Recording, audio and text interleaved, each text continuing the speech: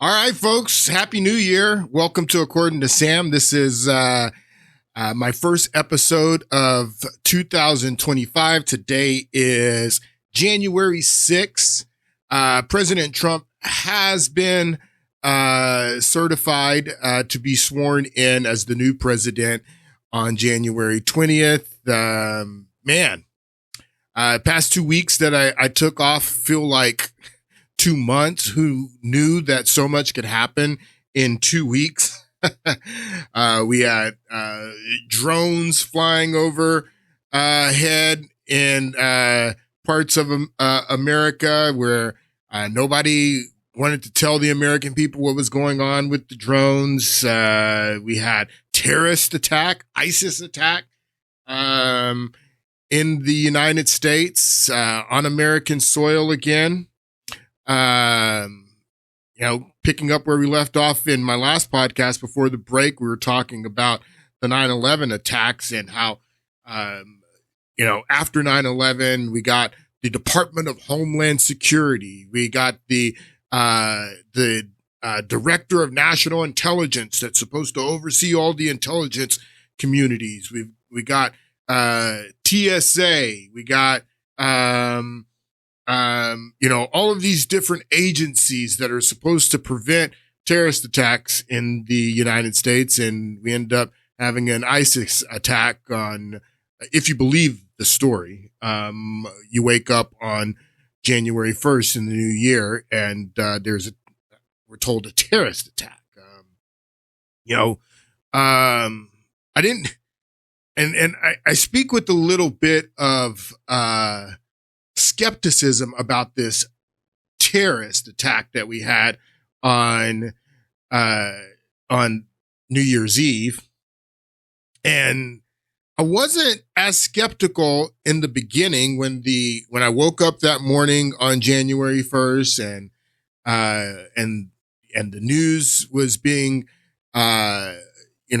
reported everywhere. Everyone was talking about this incident that took place in New Orleans, very similar to the incident that took place at a Christmas market in Germany just a few weeks ago, and that was some immigrant that lived in Germany, I believe, I think he was a doctor or something like that, just starts mowing down people at this Christmas market in Germany. So that happened here on New Year's Eve. So you wake up with that information and the guy's got an ISIS flag in the back of his car.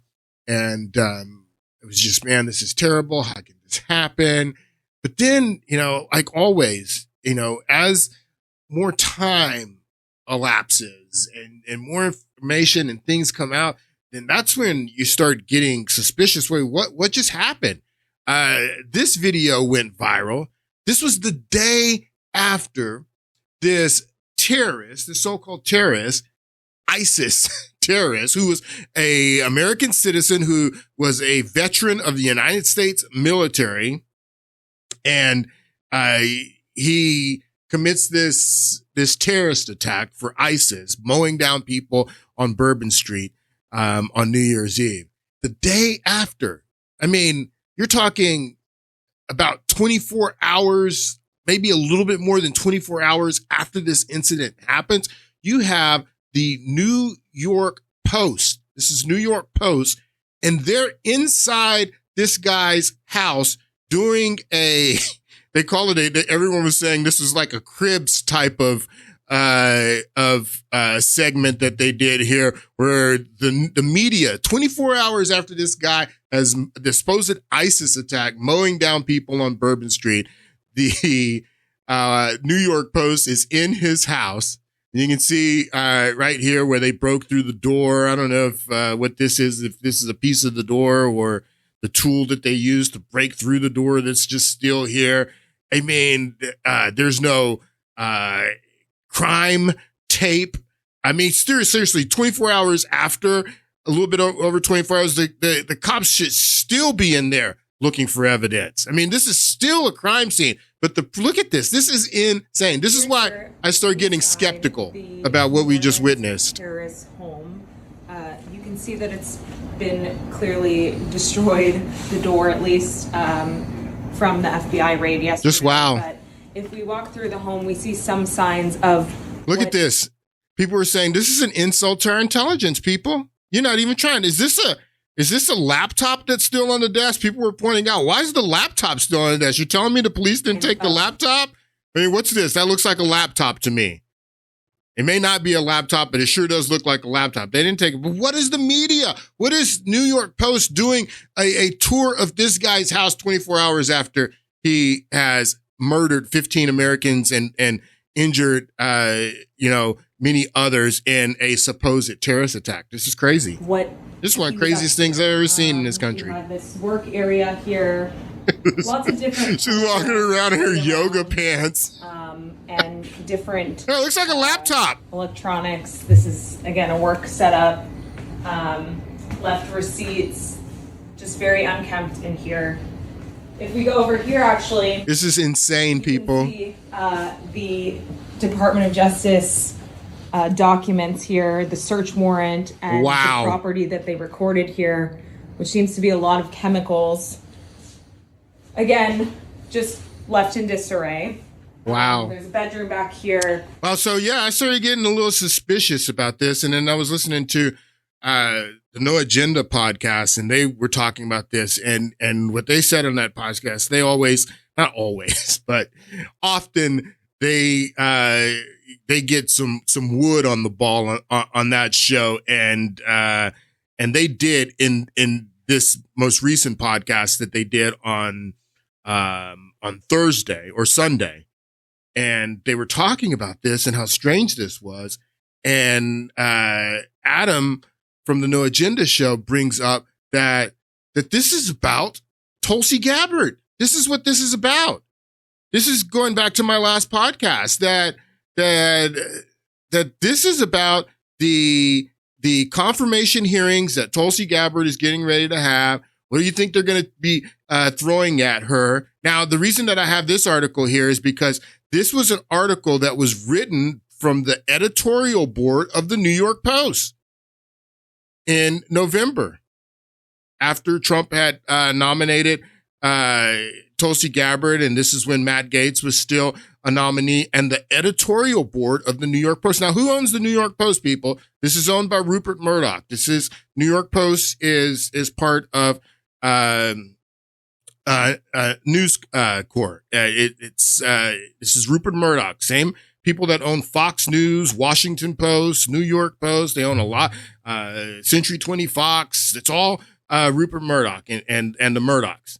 And the New York Post editorial board put out this article in November. Please, Mr. President, ditch this dreadful duo, Gabbard and Gaetz. So I told you in the last podcast before I took a break why they don't want Tulsi Gabbard, because they don't want Tulsi Gabbard to be another William Kobe and give up the family jewels.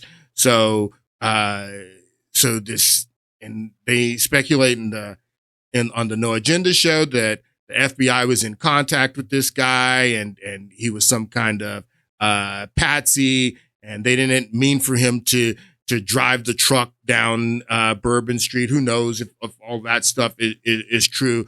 But they brought the theory up that this could all be to make Tulsi Gabbard's confirmation more difficult. That senators are going to be bringing up, oh, we have terrorist attack now in the United States.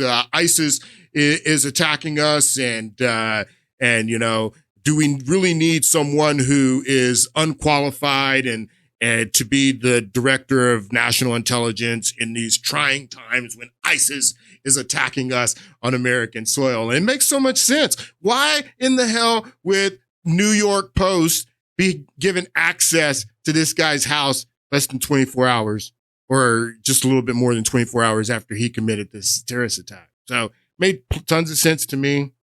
I'm going to get back into talking about Tulsi Gabbard, get back into what we were talking about in the last podcast that I did before the break and the podcast before that, and these nominees, why The establishment is afraid of these nominees, and I'm going to get back into that probably next week. But there was another topic that that was a big story while I was on the break and over the last couple of weeks. And this topic, this issue blew up.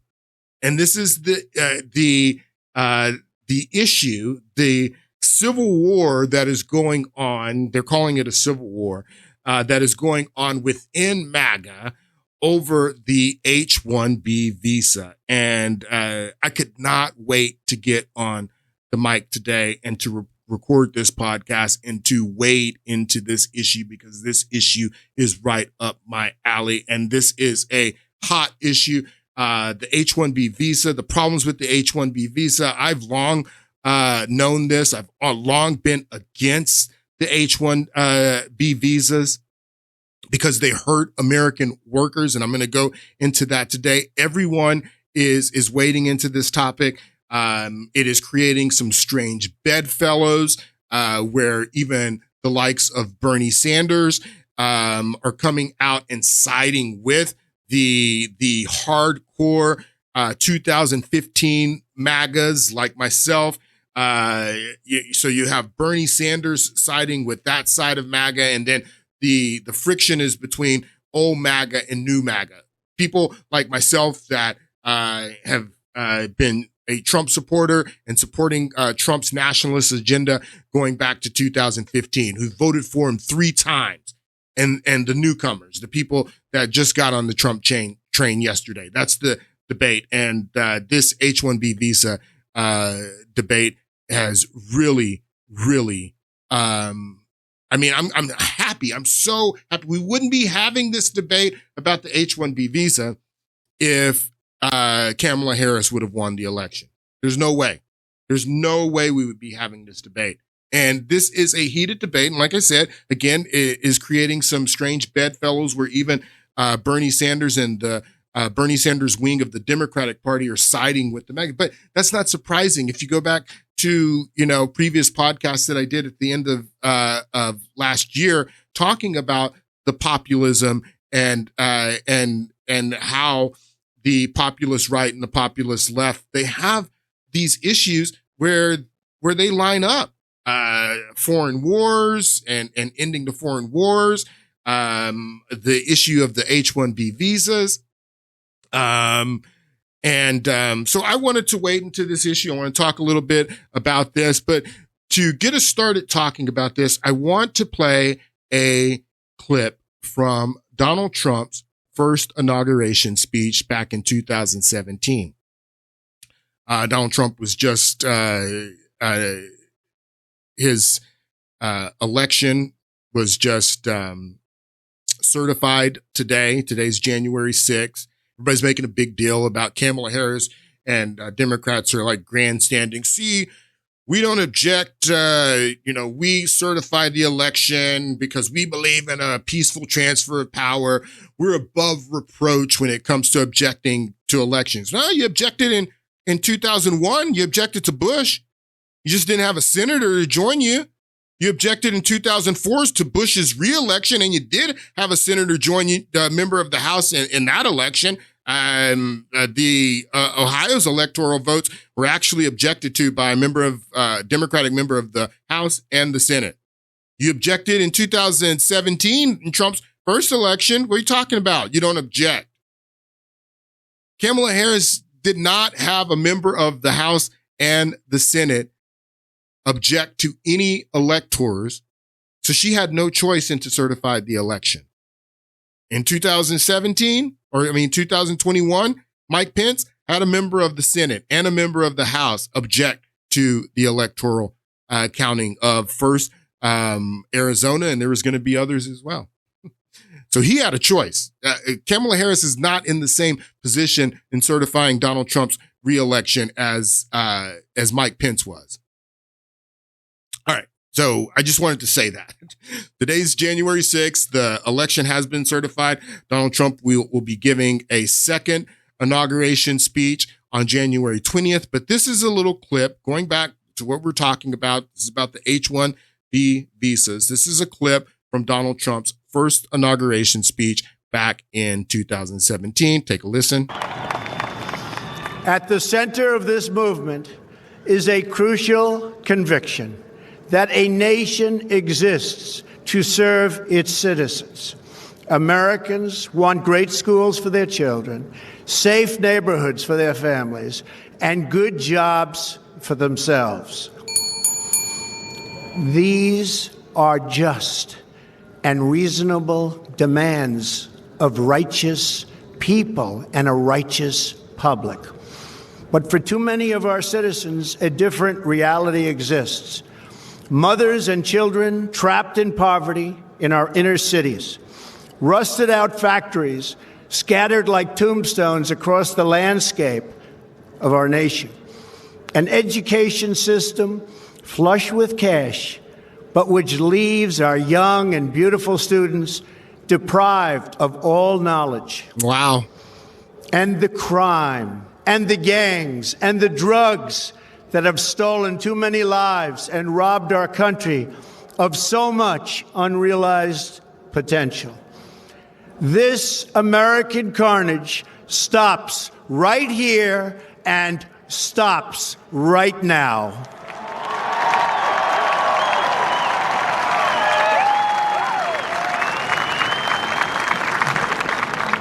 We are one nation, and their pain is our pain.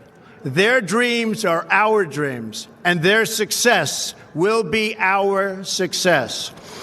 We share one heart, one home, and one glorious destiny. The oath of office I take today is an oath of allegiance to all Americans.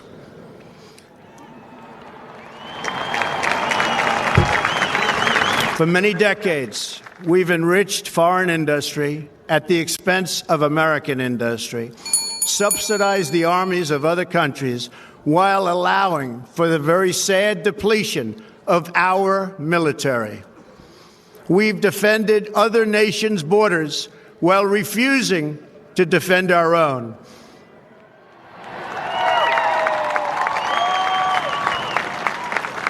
And spent trillions and trillions of dollars overseas while America's infrastructure has fallen into disrepair and decay.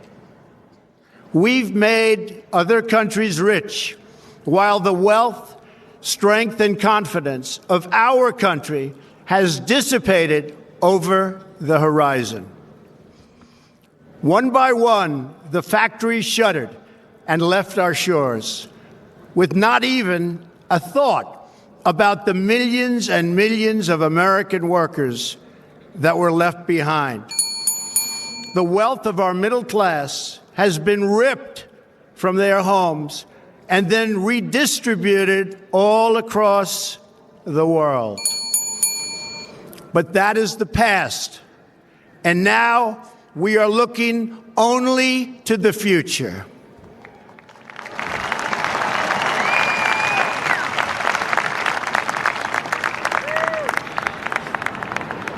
We assembled here today are issuing a new decree to be heard in every city, in every foreign capital, and in every hall of power.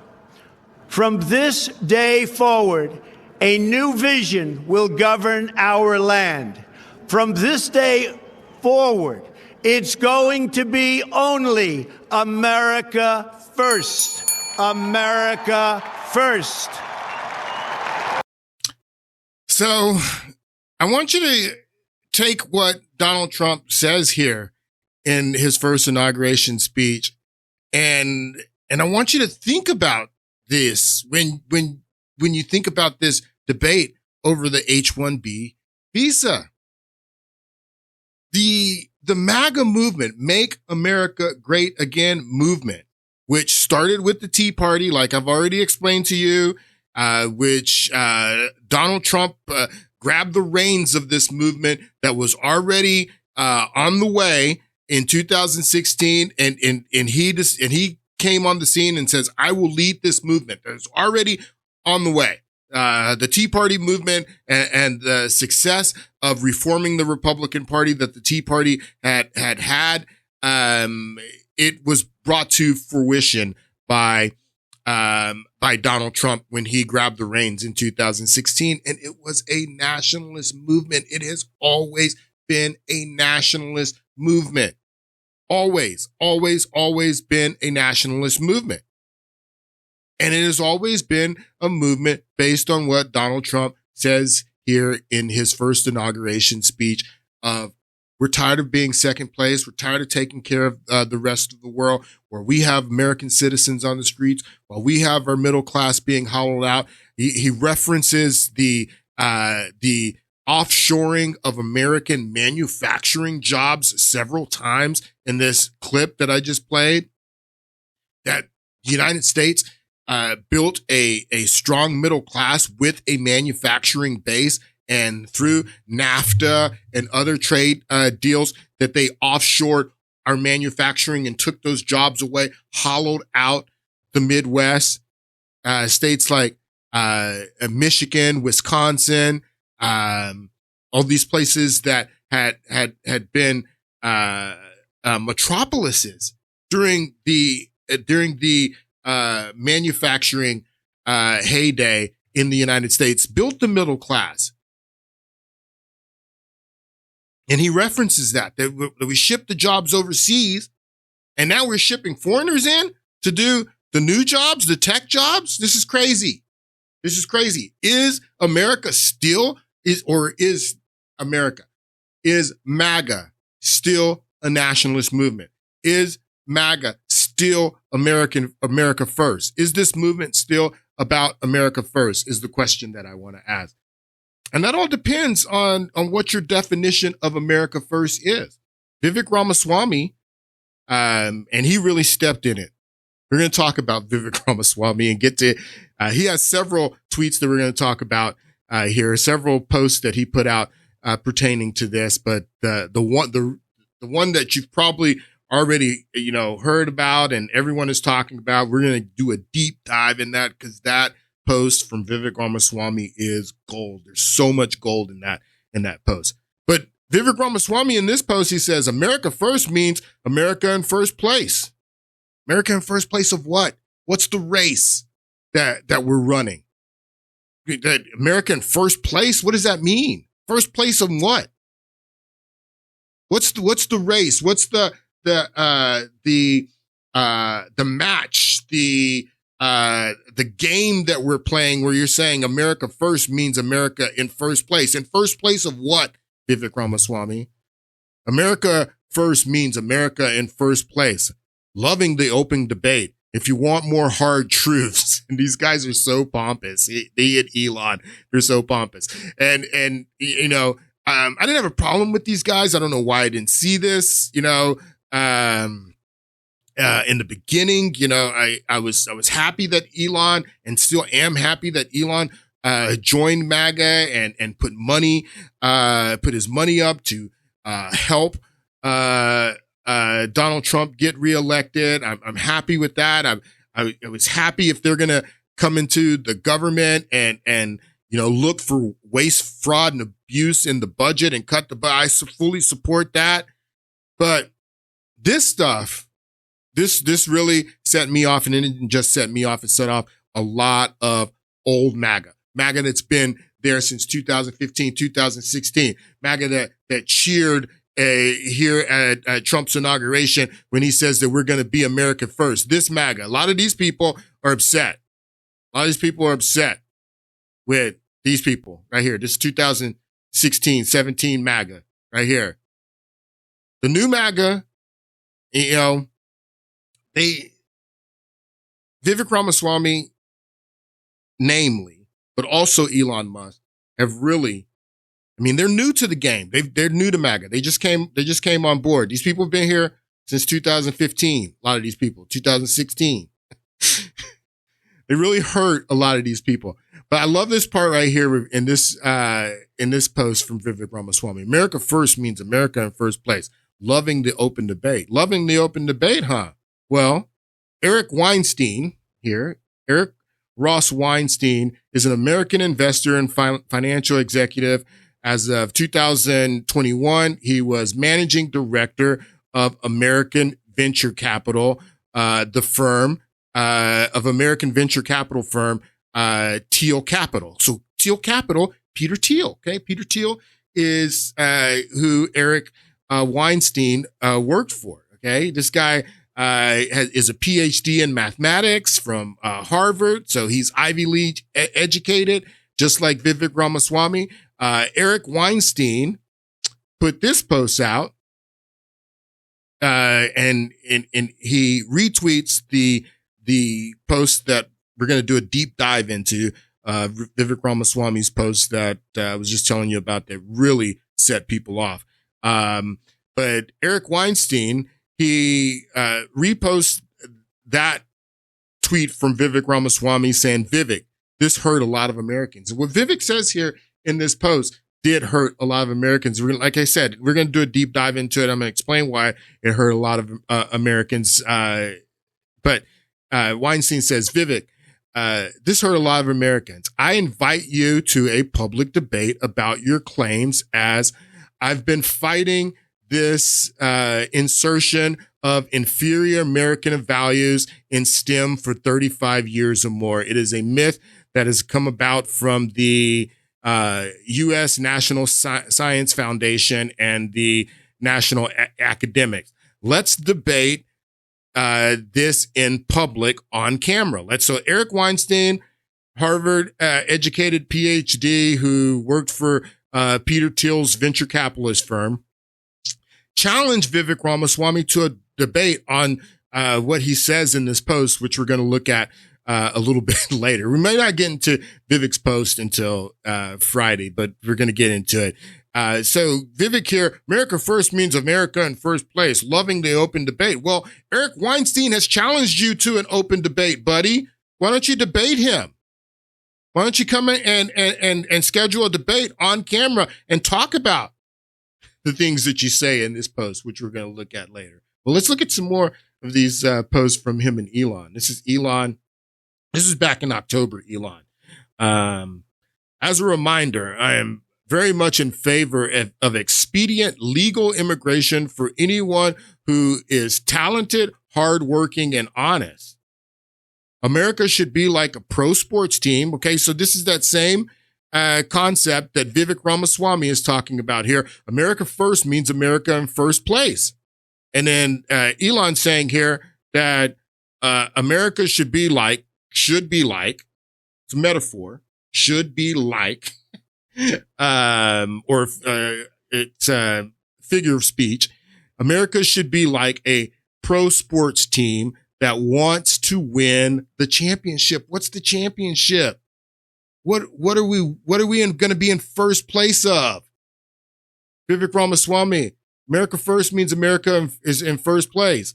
Elon Musk, America should be like a sports team that wants to win the championship. What's the championship? Draft the best players and enable the whole team to win. Who's the whole team? Is the whole team the United States of America? Is the whole team the whole world? What are you guys talking about? America's not a sports team. We're not trying to win a championship. America is families. America is people with dreams and aspirations for not only them, their progeny. Americans need jobs. They need to be able to pay their bills. This isn't a sports team with a championship to win.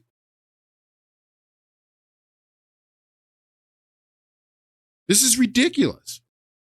This is Elon in his own words saying what he says there in that post back in October. Take a listen. Obviously, as someone who's an immigrant, I'm pro-immigrant. I just want to make sure that people who come here are going to be assets to society and that they're going to raise our standard of living. You know, I think the sort of sports team analogy is a good one. It's not a good one. Equivalent of like, Kobe Bryant or Steph Curry or LeBron or something like that. If they want to join the team, like absolutely, of course. Notice how you put Steph Curry and LeBron James and Kobe Bryant. Anyone who knows anything about the NBA right now knows that it's all made up of foreigners. It's all made up of people from France and but he doesn't mention any of them. Steph Curry or LeBron or something like that. They want to join the team. Like, absolutely, of course. Do you like winning? Winning again. Do you like winning? Winning. What are we winning? What are we winning?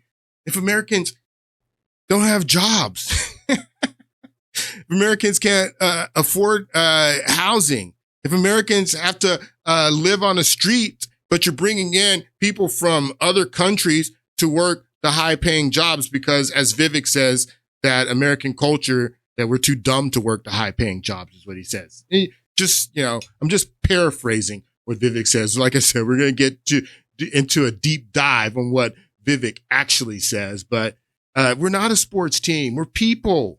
We're families. We're not competing against the rest of the world.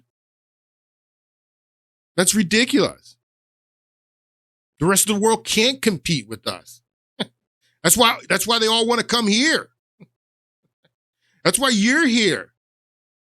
It comes down to this. This is another message. This was on December 25th. This is on Christmas. So this is in the heat of this debate, when this debate's just kicking off over the last couple of weeks. And Elon tweets this out. It comes down to this. Do you want America to win? There's that concept again. Win at what? What are we winning at?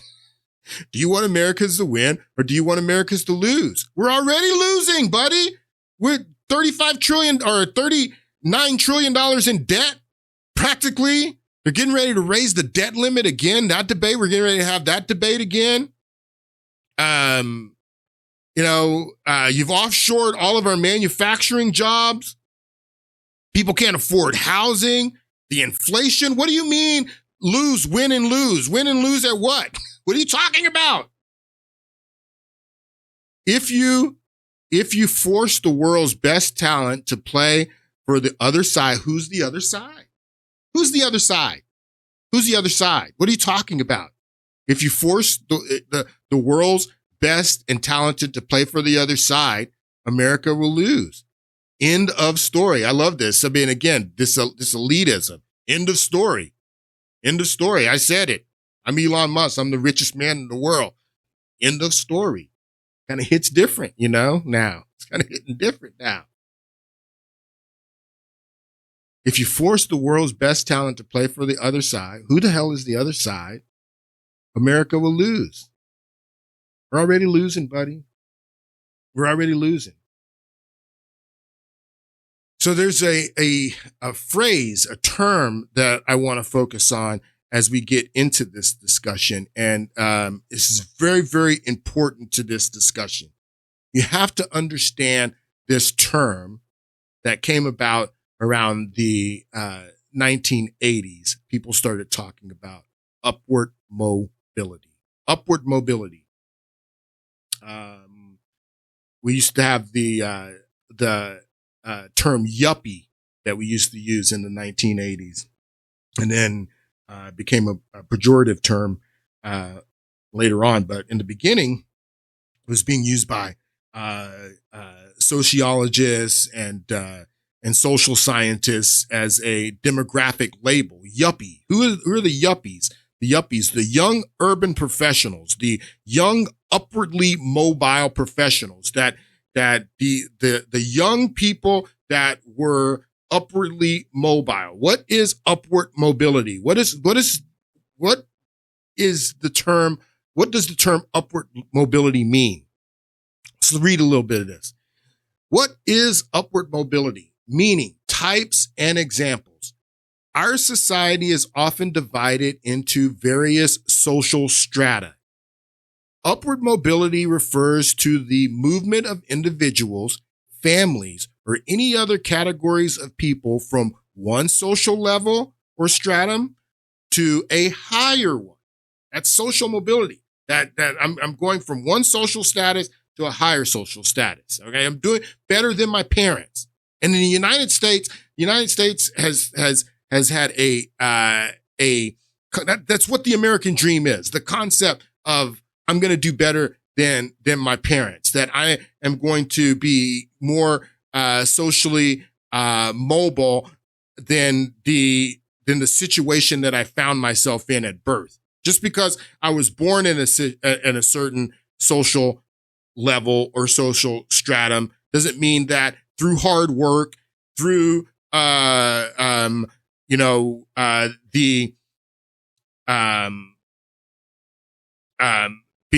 hard work, being smart, taking chances, risks. That's a large part of it. That through these mechanisms that I could move up in a social strata to have social mobility. Due to this movement, the social status of people involved in the movement improve along with the change in their social location. So they improve, their children improve, social mobility. That I'm going to do better than my parents. I'm going to move up in a social station through hard work, through education, through taking risk, through taking advantage of my God-given gifts that have been given to me. All those things are available to you in the United States of America and can provide social mobility or upward mobility and a change in social status. That's not true all over the world. As we're going to see, we're going to talk about this here in a moment. That's not true all over the world, but here in America, that's true. The rise to a position of increased power or status. That's what upward mobility is. And that has been something that we have always prided ourselves in the United States, is the ability to be upwardly mobile. Look at this article. Millennials are much poorer than their parents. New research shows that millennials have less wealth and more debt than Gen Xers. They're saying that the millennial generation will be the first generation in American history to do worse than their parents. That's not upward mobility. That's downward mobility. Why is this happening? Why are you having downward mobility in the United States of America? This is another post from Elon Musk. This is 2 days after his Christmas Day post where he says, America will lose. If we're not in first place, we're not going to win the championship. We don't, draft the right players. So that didn't go over well for Elon Musk. And then people started coming at him. And so he tweets this out 2 days later. The reason I am in America, along with so many critical people who built SpaceX, Tesla, hundreds of other companies that made America strong, is because of H-1B. America was strong before you got here, bro. What are you talking about? America's not strong because of SpaceX, Tesla, and PayPal and the other companies that you built. America was strong when you got here from South Africa. We were already a world power when you got here from South Africa. What are you talking about? That made the America great is because of the H-1B. I was looking at this and I was thinking about Gil Scott-Heron. He is a poet, beatnik poet from the 60s and 70s, and he had this famous poem that he wrote called "Whitey on the Moon." Some rat done bit my sister Nell while Whitey on the moon, and the whole poem is about how it was after the moon landing, and he's like, look, you got to make this practical to us, Elon Musk. What has SpaceX done for America? How can Americans relate to what SpaceX has done for us? I mean, poor Americans who don't have the best jobs, can you afford a Tesla? Who's driving Teslas? I mean, make it real to us, Elon. What are you saying here? That if it wasn't for the H-1, my genius would be where? Where would your genius be, Elon Musk, if it wasn't for the H-1B? But then he says this, take a big step back and fuck yourself. Sorry for the profanity. I have to read what Elon Musk is telling you, the American people. Take a big step back and fuck yourself in the face. I will go to war on this issue. The likes of which you cannot possibly comprehend. That hits different coming from the richest man in the world. That hits different. Go fuck yourself in the face. I will go to war on this issue, the likes of which you cannot possibly comprehend. And then this is the Vivek tweet that, like, oh my God, people. We're going to get into this. Probably not today. I don't have enough time to get into this the way that I want to get into this. But we're going to pick this subject up on Friday, and we're going to start the podcast on Friday, getting right into Vivek Ramaswamy's tweet here. And there's so much gold here. This is just, I couldn't believe this guy put this out. And some of the stuff I agree with. I'm going to tell you what I agree with. I'm going to tell you where this guy went off course. And this is the tweet that Eric Weinstein is referring to when he says, Vivek, you hurt a lot of people. You hurt a lot of Americans with this. You hurt a lot of Americans. So we'll get into this tweet on Friday. But to explain this and what's going on and what they're calling the MAGA Civil War, Palki Shamra, I want to play a couple of clips from her. If you don't know who Palki is, she is an Indian journalist who I really liked her journalism when she was on WION. World is One News. World is One. This is not a nationalist statement here. World is one. So she used to work for this outlet out of India. World is One is an Indian English news channel out of India. And Palki used to work for them, but she doesn't anymore. She has her own program on YouTube, and she has been wading into this H-1B visa debate that is going on here in the United States. So I want to play a few clips from Palki, and she's going to explain, what's going on in this debate, but she tells a lot of lies. And when she tells a lie, I'm going to stop it. I'm going to explain where she's lying. But the lies that she is telling in this segment, I have a couple of segments that I'm going to play from her. These are lies that are being told here by the American press as well. And particularly those on the left, those Democrats in our media that are looking to drive a wedge through the MAGA movement and to see the infighting that's going on within the MAGA movement because of this issue. They're telling these same stories about it being racism and about racism, and these white people don't want to have anything to do with brown people. And why is India such a important part of this discussion? Because 72% of all H-1B visas go to Indians from the country of India. 72%, 11% from China. That's over 80% from two countries, from China and from India, but 72% from India. So that's why India became a major part of this discussion. Palki is an Indian journalist in India. Take a listen to what she says about this. They're calling it a MAGA civil war. Donald Trump supporters versus other Donald Trump supporters. It's bitter, it's racist, but frankly, it's also predictable. And guess who's caught in the middle of this civil war? The Indian American community. Let me tell you where it all started. Last week, Donald Trump picked an advisor for artificial intelligence. His name is Sri Ramakrishnan. Now, Krishnan was born in Chennai. He went on to work for many US companies like Microsoft, Twitter, Facebook, and Snap. In 2021, he turned to venture capitalism. He mainly focused on companies working with AI. In other words, he's the perfect pick.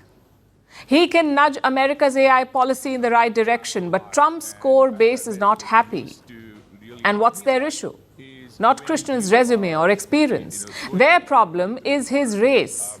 Some Trump supporters do not want an Indian American in the presidential team. All right, so a couple of lies she tells there, that this is about racism. First of all, India is not a race. India is a nation. This is about nationalism. This has nothing to do with race. There are many races of people in India. India's not just one race, are they? I mean, if they're just one race of people, then, I mean, they're the ones with the problem. I thought diversity was strength, but they're not just one race of people. There's many races of people in India. So it has nothing to do with race. This has to do with nationalism, okay?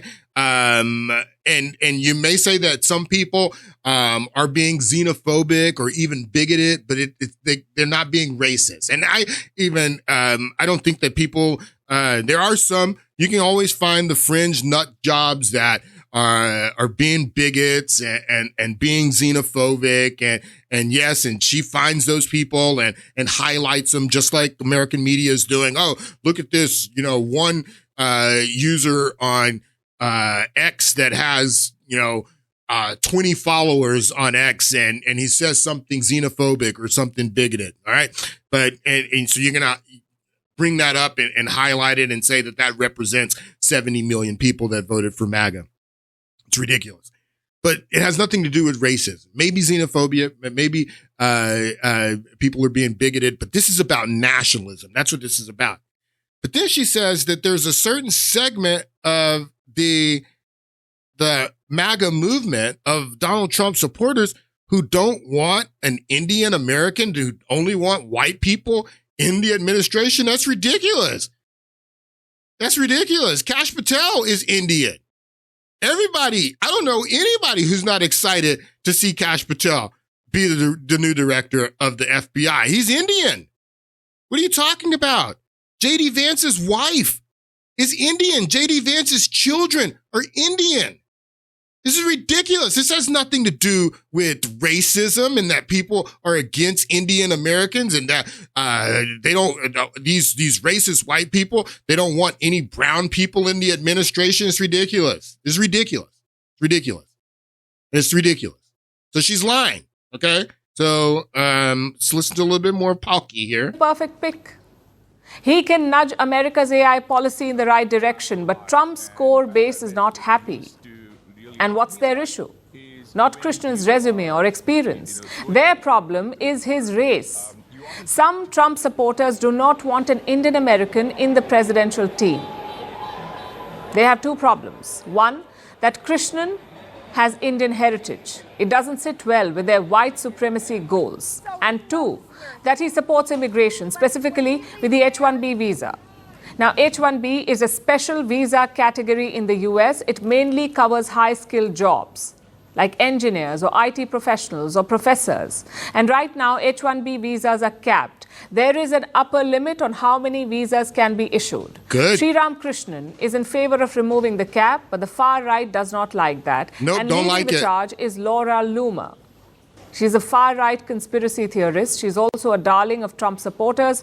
Loomer is leading the racist campaign against Krishnan and Indian Americans. Yeah, that's wrong too. Laura Loomer may have started this, but this has gone very much further than Laura Loomer. Loomer's not leading anything. Loomer is leading the racist campaign against Krishnan and Indian Americans. She has mocked the IQ of Indians. She also called the H-1B visa applicants third world invaders. But guess who is opposing her? Elon Musk and Vivek Ramaswamy, both of them have defended Sri Ramakrishnan. They're also calling for more foreign talent in America. In fact, listen to what Ramaswamy said. Our American culture has venerated mediocrity over excellence for So we're going to get, this is part of the long tweet from Ramaswamy that we're going to get into in the next podcast, but this is just a taste.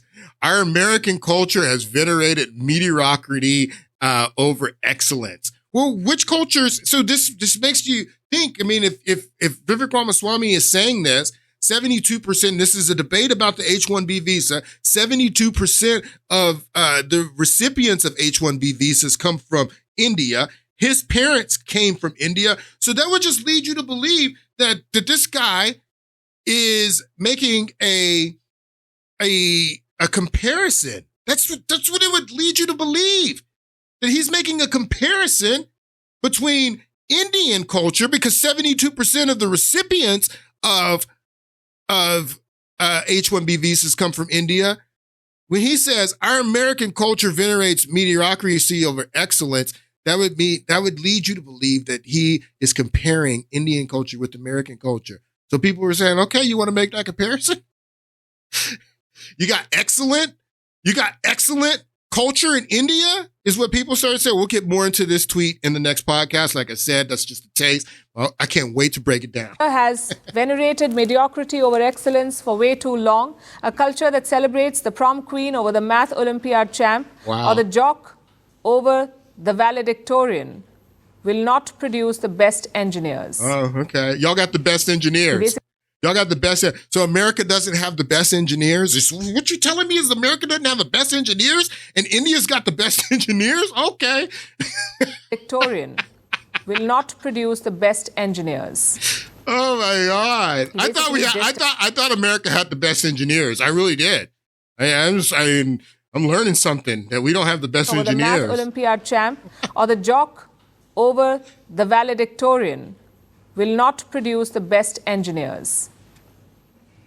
He basically dissed American culture, and that has riled up the far right. Listen to Palky, she knows. He basically dissed American culture. Listen to what she says. She knows. Even she's saying he dissed American culture. Will not produce the best engineers. He basically dissed American culture. He sure did. And that has riled up the far right even more. It sure did. You see, the original MAGA was made up of conservatives. It even included far-right lunatics like Loomer. They do not like any policy that will increase migration. Instead, they want to focus on American workers. Yep. But the new MAGA is different. It is dominated by tech bros like Elon Musk. It is dominated. The new MAGA is dominated by tech bros. There is no new MAGA, people. It's just MAGA. And if there is a new MAGA, then many of these people don't want to be part of it.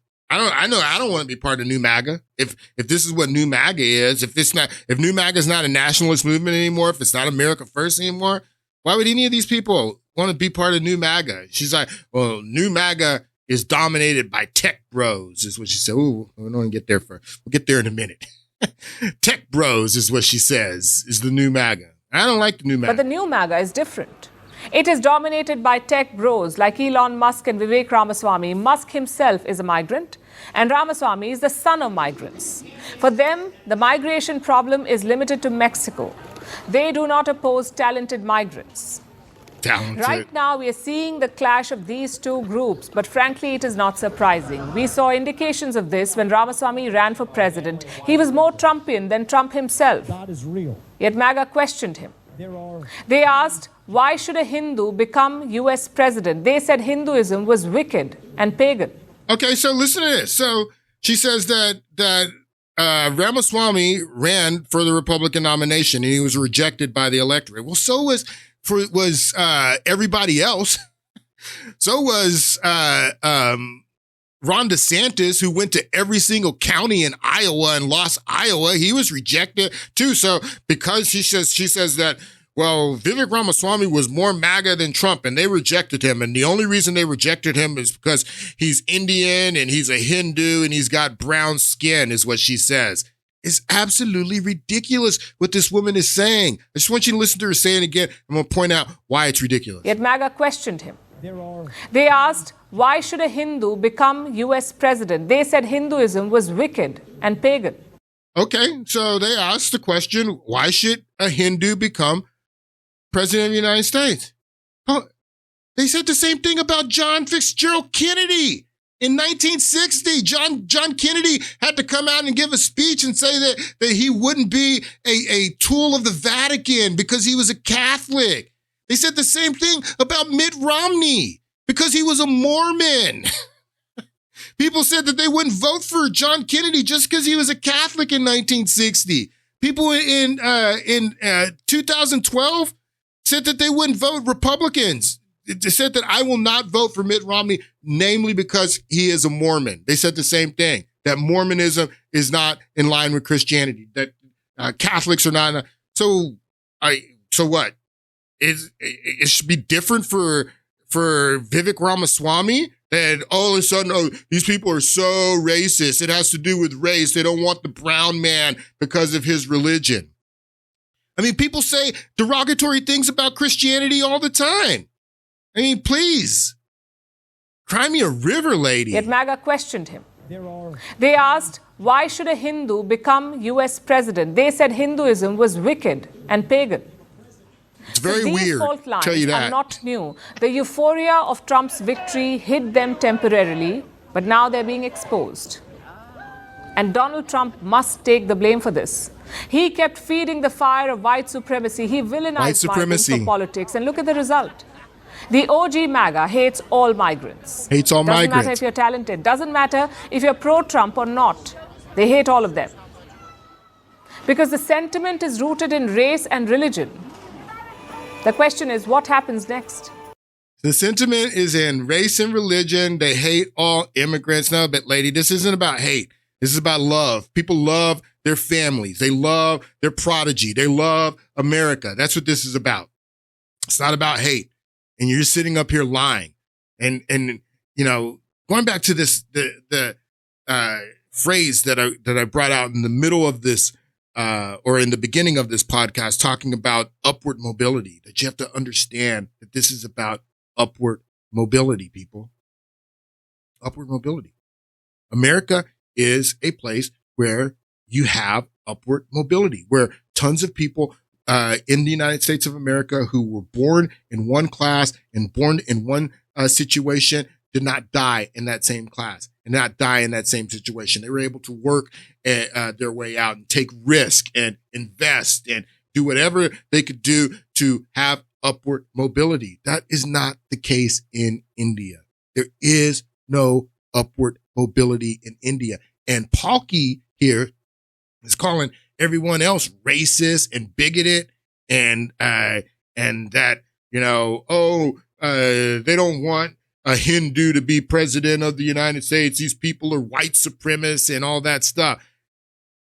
Lady, you live in a society where you have a segment of the population that you classify as untouchables.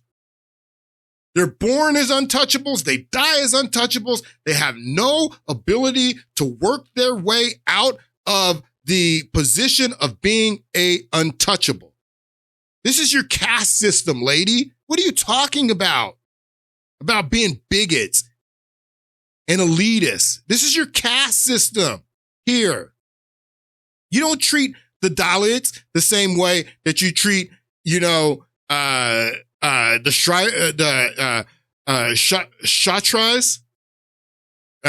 There's no way for the Kshatras to become Brahmins one day. If they work real hard, they can become Brahmins and go to the top. There's no upward mobility there at all.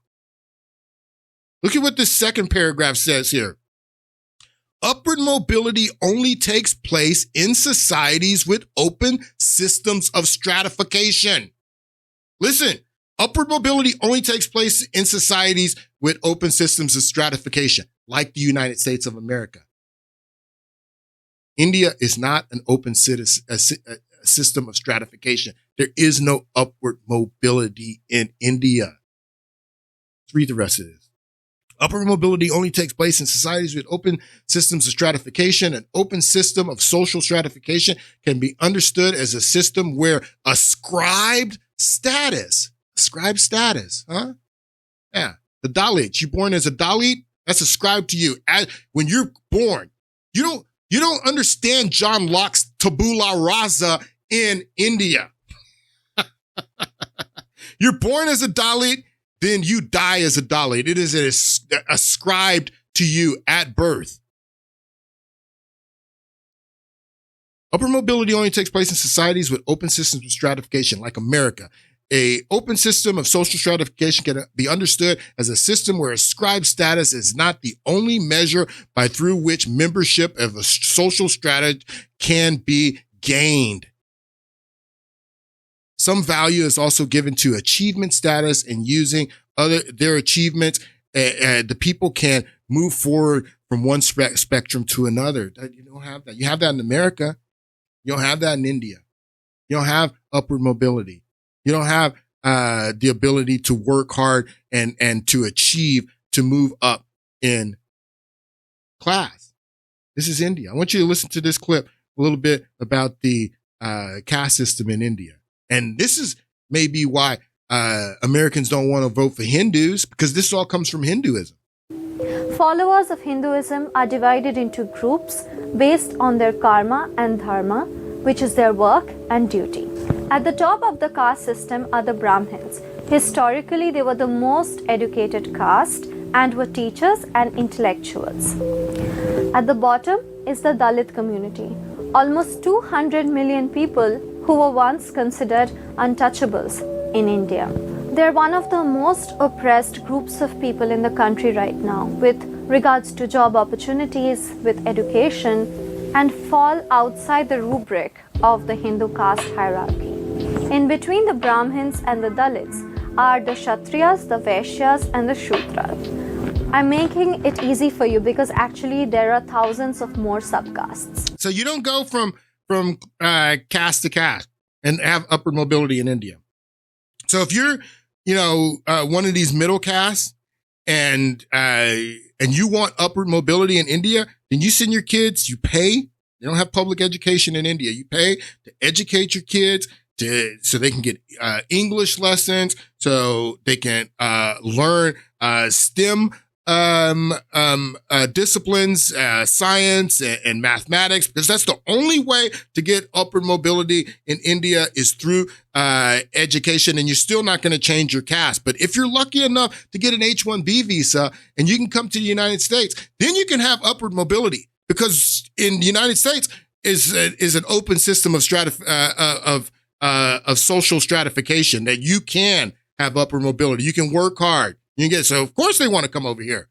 I don't blame them. I don't blame them at all. But it hurts American workers. Let's listen to this clip. This is another clip of Palki. Now I'm almost done.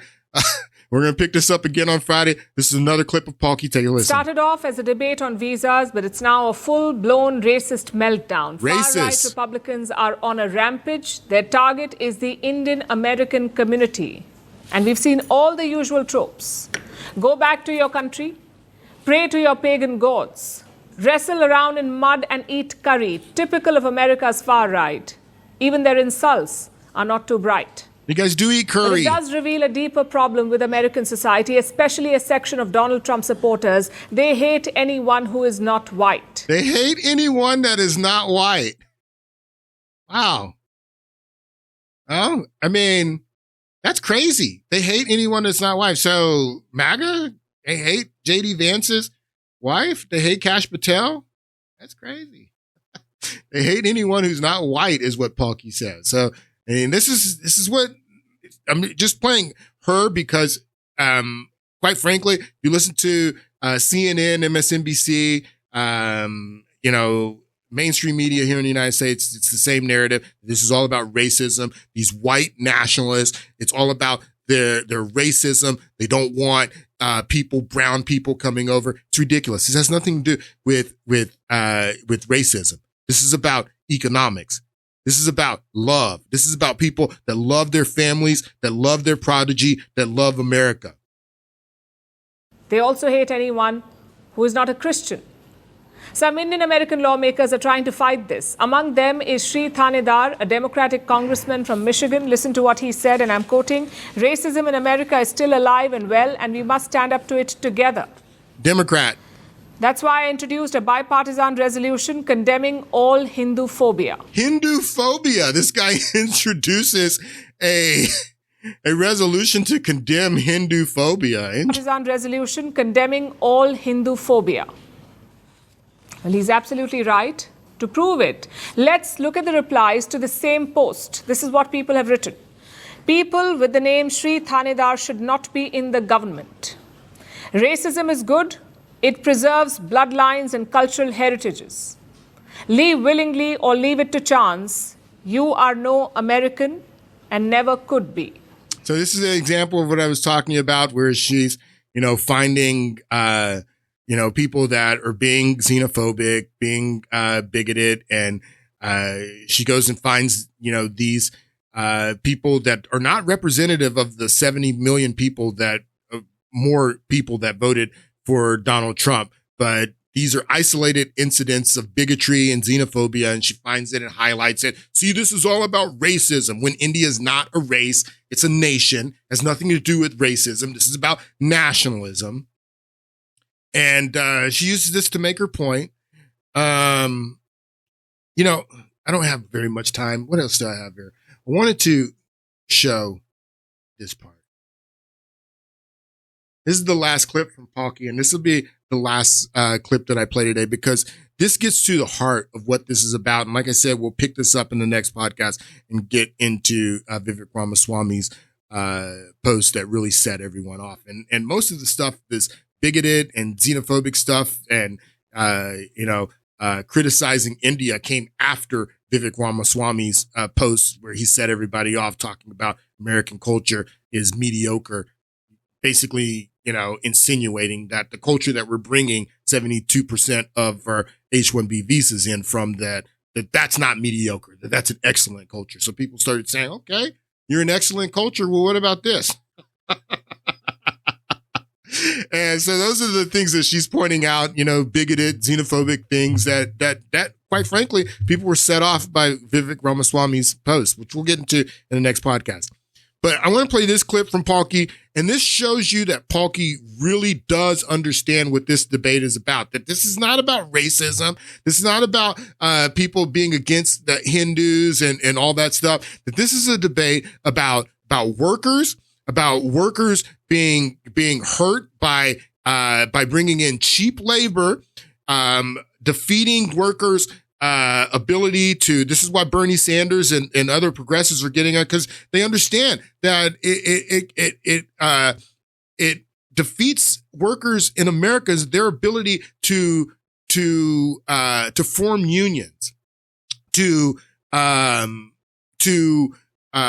negotiate for better work conditions, to negotiate for higher pay, and all that stuff that comes with collective bargaining, that it eliminates that when you bring in cheap labor from overseas. This is something that even Cesar Chavez understood with his farm workers movement, why he was against illegal immigrations, legal migrants coming over, because he understood that hurt his labor movement and his ability to collectively bargain for better conditions, higher pay, and things of that nature. So she understands that. Once you listen to this clip, and it shows that Palki really does understand what this is about.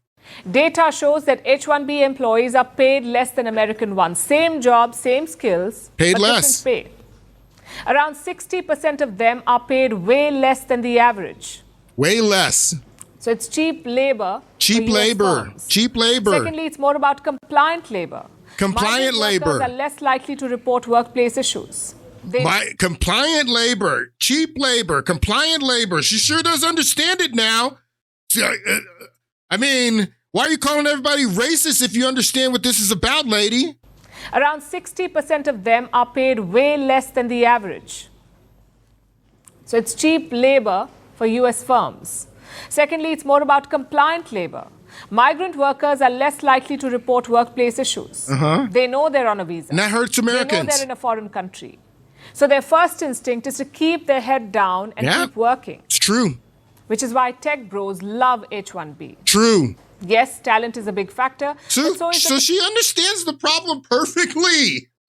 She understands the problem perfectly. You want to know who else understands the problem perfectly? Vivek Ramaswamy. He understands the problem perfectly. We're going to get into his tweet in the next podcast. But listen to what Vivek Ramaswamy said in October. A lot of the people who have come here through the H-1B system would tell you, as I would, that it is just a broken system. Broken no system. Who you're seeking to serve. For example, you want to talk about special interests and lobbying? This is direct Silicon Valley lobbying that said that if you get your H-1B visa and you're hired by one company, you're effectively like a slave. You can't switch to a different. Like a slave. That's not a free labor market. So that's not so free much labor. Broken and bureaucratized. Here's the next question about the H-1B visa system: is why the heck do we do it on the basis of a lottery when you could actually just select the very best people? So there's a lot that's broken about the administrative state, the bureaucracy. My general approach is when something's broken in government, you can't really fix it when it's lasted that long. You need to shut it down, start with a blank slate, and rebuild from scratch. And that's shut it down. The H-1B visa program, shut it down is what Vivek says. But he says something different in the post that he posted that we're going to look at on Friday. We're going to get back into this on Friday.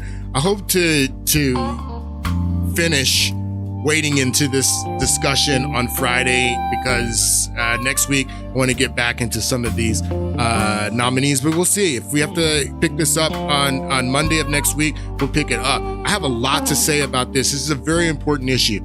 You guys have a great week, and I'll see you on Friday.